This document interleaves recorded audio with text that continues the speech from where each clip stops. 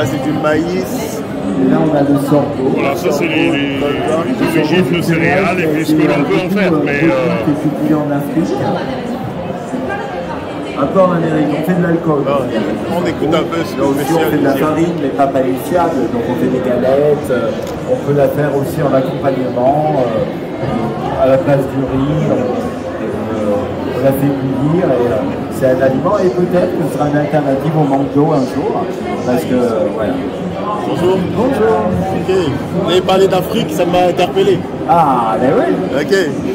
Donc là, nous avons... Voilà, c'est le sorgho. Du sorgho. Le sorgho qui est une céréale qui est servie à l'alimentation humaine dans les années 70, en tout cas en France. Et maintenant, c'est surtout pour l'alimentation animale. Ok. Voilà. Mais on revient un peu à l'alimentation humaine parce qu'elle est... elle est assez riche. Voilà. Elle est moins riche en amidon, par exemple, que le maïs, évidemment, qui lui est quand même... En amidon, il est très fort, hein, et grâce à l'amidon du maïs, mais aussi à l'amidon du blé tendre, on peut faire plein de produits parce que comme l'amidon, c'est un glucose complexe, un sucre lent et texturant et gélifiant, on peut l'utiliser dans l'industrie alimentaire et même autre, puisqu'on peut faire de la papeterie avec, on peut l'intégrer dans la cosmétique, on peut faire même du bioéthanol et du biodégradable. Ok, ouais. Intéressant. Et c'est cet amidon qui sert à faire le popcorn aussi. Ouais, j'ai vu, ça donne des super grosses... Ouais, et on fait des variétés spéciales popcorn. C'est-à-dire dans le maïs, il y a une variété pour faire le maïs doux. Le maïs sucré, faut-il le récolter avant qu'il devienne maïs gras. Il y a le maïs gras pour les animaux et le maïs fourrage aussi, qui est toute l'enveloppe du maïs, qu'on peut transformer en ensilage pour les animaux. Et là, on a le blé dur, le blé tendre. Le blé dur pour faire les pâtes, puisque sa graine ne peut pas être broyée en farine. Donc, on va faire de la semoule et des pâtes. Le blé dur, on le cultive, on a 1,5 million de tonnes de production en France, parce que ça a besoin d'un climat chaud. Voilà. C'est pour ça que les Italiens sont premiers producteurs par rapport à nous. Et par contre, le blé tendre, c'est le pain. C'est la farine panifiable.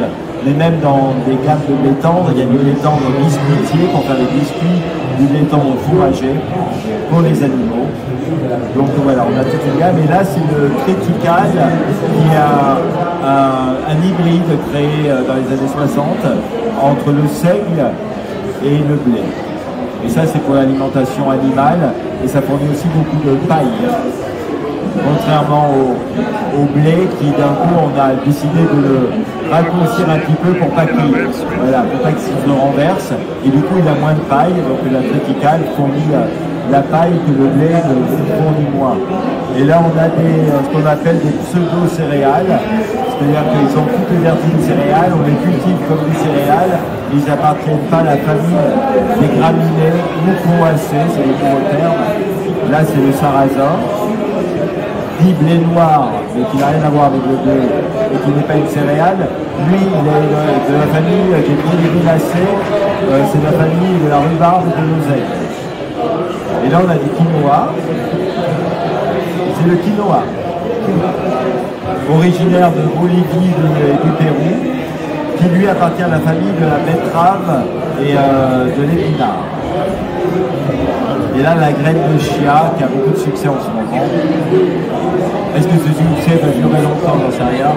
En tout cas, on le met dans les smoothies, dans les yaourts, et il a une vertu de quadrupler son volume au contact de notre texture, et il a une vertu gélifiante aussi. Et là, ça, c'est... voilà. Celui-là, on le connaît, mais pas sous cette forme-là. Pas avec sa coque, comme ça. C'est du riz. C'est du riz, tout à fait. Le riz n'est pas décortiqué. On l'appelle le riz paddy, on le récupère de suite, là. Puis après, on va le décortiquer, on va le nettoyer. Et ça va être, on va enlever une première enveloppe. Ça va être le riz carbo, le riz complet. Et après, renettoyage, repolissage. Et ça va faire le riz blanc. Ok. Alors ça, c'est des graines pour les oiseaux.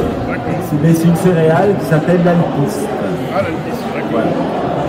produite essentiellement au Canada.